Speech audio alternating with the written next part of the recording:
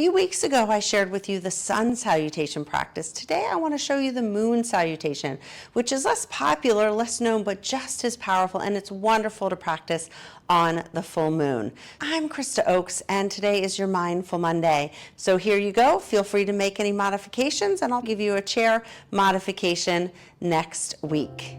Namaste.